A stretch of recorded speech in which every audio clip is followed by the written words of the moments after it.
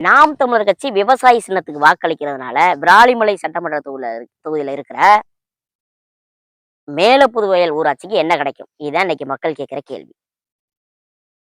மேலப்புதுவயல் வருவாய் கிராமத்துல கிட்டத்தட்ட 220 ஏக்கர் கோவில் நிலங்கள் இருக்கு.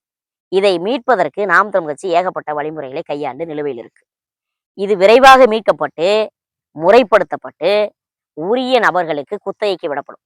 இந்த குத்தகைக்கு விடப்பட்டு அதிலிருந்து பெறப்படுற நிதிய வருவாயை மேலப்புதுவயல், வடக்கு தோரவையில், தெற்கு தோரவையில் ஆகிய கிராமங்களில் உள்ள கோவில்களின் திருவிழாவிற்கு பங்களிப்பு செய்யப்படும்.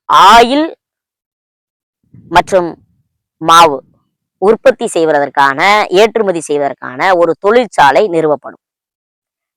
இந்த தொழிற்சாலையில் கிட்டத்தட்ட 300 குடும்பங்களுக்கு வேலை வாய்ப்பு அளிக்கப்படும்.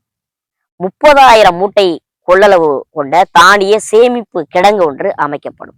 தமிழர் கட்சி ஆட்சி அமைந்தவுடன் கொலை, கொள்ளை, கற்பழிப்புக்கு காரணமான மதுக்கடைகள் தூக்கி வீசப்படும், முற்றிலுமாக அகற்றப்படும்.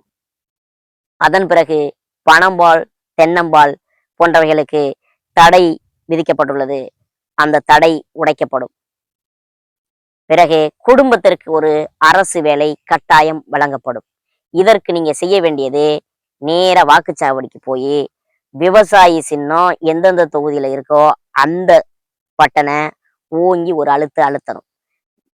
விராலிமலை தொகுதியில நமக்கு இந்த முறை அங்கீகரிக்கப்பட்ட கட்சி அந்த அந்தஸ்தை நம்ம பெற்றதுனால இந்த முறை நமக்கு 1வது பட்டன்ல அக்கா சத்தியலட்சுமி போட்டி போடுறாங்க. அதுக்கு நீங்க இந்த வாக்கை செலுத்துங்க, வெற்றி பெற வைங்க. நம்ம நோக்கத்தை நிறைவேற்றுறதுக்கு நீங்க உறுதுணையா நில்லுங்க.